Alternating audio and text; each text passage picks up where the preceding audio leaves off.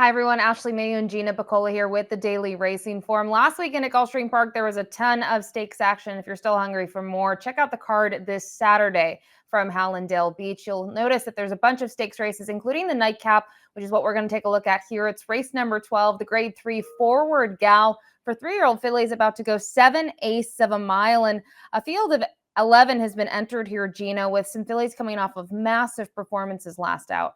Yeah, you have Rojo Rita, who's going to be a major player. That was a 16 length plus victory, first time out of the box. I think the 7 Eclatant, very interesting, cutting back a little bit here, Ashley. A horse who was very good the first 2 races sprinting, tried to go a little bit longer. Now you get the cutback. She makes a whole lot of sense. And then you get a horse like the Queen's MG. How often do you see a horse win twice at like $90? This horse was a 44 to 1-shot winner and then came back and was a 45 to 1-shot winner. So didn't get a whole lot of respect, but she's certainly been victorious in some big spots. We'll take a look at the Timeform US pace projections for this race, and a fast pace is expected. You mentioned Rojo Rita, a runaway winner last time out, to say the least, but even the outside runner in here, Stunner, look at her last 3. If you take the debut out of it, she has been really forward and keen as soon as the gates open. Yeah, they should be flying in here. I mean, it's generally the case when you have a big field like this and you have a lot of these younger horses. These are the newly turned 3-year-old fillies. So a lot of them don't have a ton of experience. You'd expect them to be forwardly placed in here. So yeah, I think they're going to be moving. And I'm looking for a horse that can maybe sit off the pace a little bit and finish. And if the pace is hot, look out for the 8 here for Fernando Abreu. This is a horse that was able to graduate 2 back and close very nicely. But we'll kick things off here with the number 1, Unchained Elaine, for the Patrick Beancone barn. She was 3rd last time out in the cash run. It was a little bit of a different ball game. It was still 1-turn distance, Gino, but it was a mile, and 2 starts back, she looked very good, picking up her 2nd career victory. Yeah, I think she's a little bit sneaky too, because her race last time out might be a little better than it looks on paper. She got shuffled back early on and she moved up inside. She was traveling pretty well. She moved through a tight spot.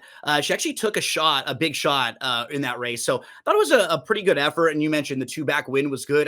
There is the kind of a top tier in here that she's really still going to have to improve, I think, to kind of break through that top tier. So if you're looking for maybe an under horse in the bottom of exotics, I wouldn't discount her.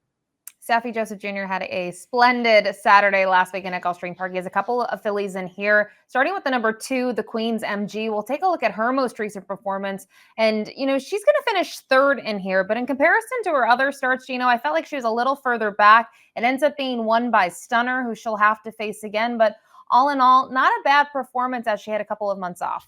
Yeah, she actually came off of a career best speed figure in this race too. She'll get a little bit of a cutback in here, so that could probably give her a little bit more punch.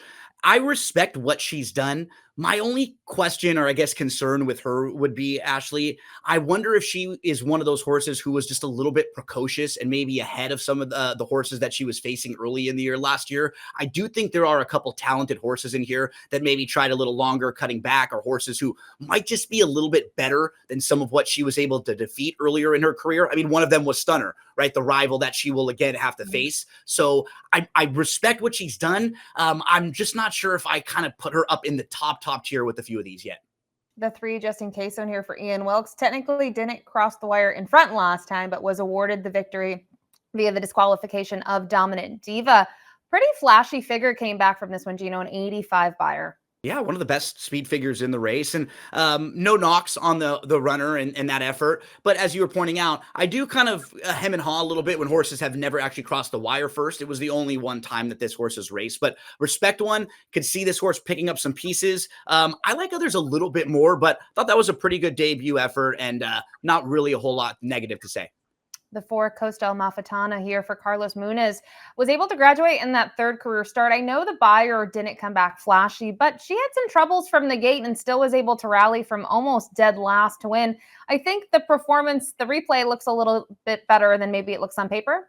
Yeah, and I guess if you're looking for horses from off the pace, this is probably one of them that you'll be using if you think they're going to go really fast and she can come and pick them all up. But I think I went through a few different things where I was hesitant about using her. You know, she breaks the maiden at Tampa. She's also facing much tougher. She's going to have to run faster on speed figures. Also has to go longer with one of the lower buyer tops in the field. And then maybe that can help her that she doesn't have a whole lot of early speed and it sets up for her. But she might get outrun a little bit early in here by some fast horses. And I could see her maybe getting distanced a bit because she just doesn't have some of that early speed to keep up. Ed Coletti Jr. sends out the number 5 Beyond Belief, who's been racing in the Mid-Atlantic, whether that's been at Parks or at Laurel. And, I guess one thing that she has going for her is consistency. Last time out, she finally tried the 7/8 distance, but was over and off track. And to me, sometimes when you see those races, Gino, horses kind of relish the slop or they don't. I feel like she was just chasing in vain throughout, just second best. Yeah, the overall body of work isn't bad. And when you look at the horse she faced 2 starts back and she lost to a horse named Caprice, so I think 6 for 7 overall. That's a pretty nice runner there. So, yeah, just a horse who I'm not going to knock what they've done, but will definitely need to step up a little bit to improve and improve to get the better of this field. But they're very lightly raced. And if you could project improvement off of the November 9th race, and like you're saying, maybe she just didn't really like the slop, her speed figures might be a little bit higher and maybe more in range where she could compete with this field. The number 6, My Denise, we'll take a look at her most recent outing. It's how she graduated, maybe a little bit rare. She does it in one of the Florida Sire Stakes, the My Dear Girl division at the end of November, and she just relished here. But the big thing, Gino, it wasn't at 7/8. It wasn't at a one-turn distance. It was at a 1.16 miles. Yeah, and that's, probably some mixed feelings because we've seen her improve as the distances get longer.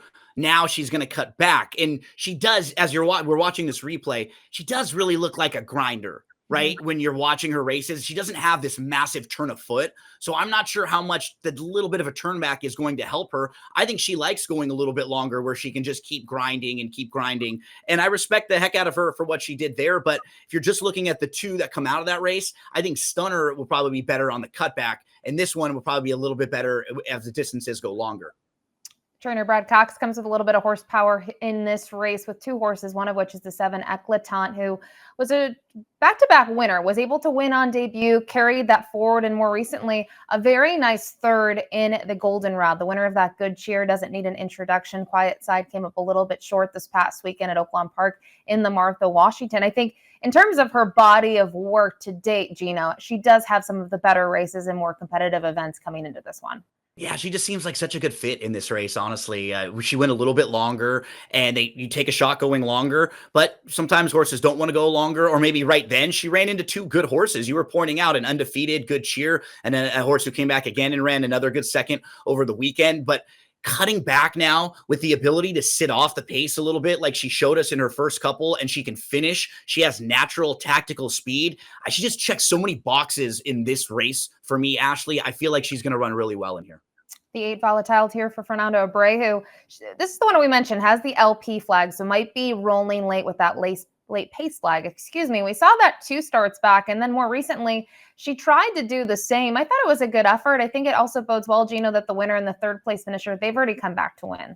Yeah, the 3rd place finisher came back with a 70 Beyer speed figure too. So when you're comparing it to a lot of the runners in this field, would probably be right in the mix with many. So yeah, I don't have knocks. I could absolutely see this being a horse people want to use in the underneath spots if you're playing. I'm not sure if she can quite get there on the win end. She'll probably need a really perfect trip and things to go very smooth for her, but she should at least be passing like half this field in here. So absolutely a bottom of exotics horse. The number 9 of Rojo Rita. We talked about it when we looked at the slate. A visually impressive performance last time out. We'll take a look at that winning effort. She ends up getting an 83 Beyer speed figure. The run line says ridden out. Ungeared Zayas does kind of get into her a little bit, but man, she's going to end up being 16.25 in front. I guess, what do you do with this, Gino? Because visually she crushes her competition, but when you look at these runners next time out, you have one winner. It's on the turf of Tampa, maiden 16s, and gets a 48 Beyer. Yeah, haven't really had a whole lot to take out of the horses that she's defeated. So that's where you go back and forth. Although she did it how you would like a horse to do it. I always get a little bit nervous with horses when they win so big first time out. I think it shows they have obvious ability, but sometimes you're playing the horses off that race, right? And I'm always usually trying to find horses before they come up with a big race like that. So when she was also only showing speed in a race where there could be some other speed, I think there are some reasons and maybe some holes you can poke there. And if you're trying to play against her, if she's a short price in here, I think she could be a little bit vulnerable until we see a little bit more from her. I prefer some of these other horses that we've actually seen. They can sit off the pace a little bit. They can finish if need be. So respect what she did. That was a really impressive effort. But if she's overbet in here, I'm probably going to look elsewhere. The number 10, Frida, we saw her once as a 2-year-old. It was sort of the middle of the year back in June. She came up a little bit short, but sometimes the 4.5 furlong races, they don't work in your favor.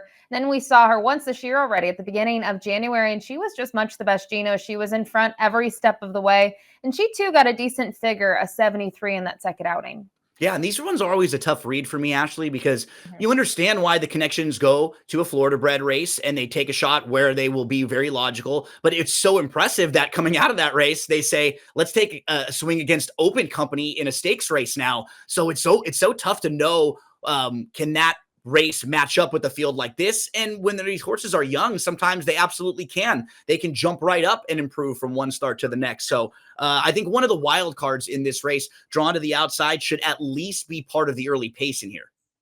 The 11 in here rounds out the field. It's Stunner for Brad Cox. We saw the replay earlier where this one was second behind My Denise, who made that late charge. This filly, though, was in front basically every step of the way except for those last 3 to the wire. She's going to get a new rider, Gino Tyler Gaffleon, who's a little bit on a heater last weekend at Gulfstream.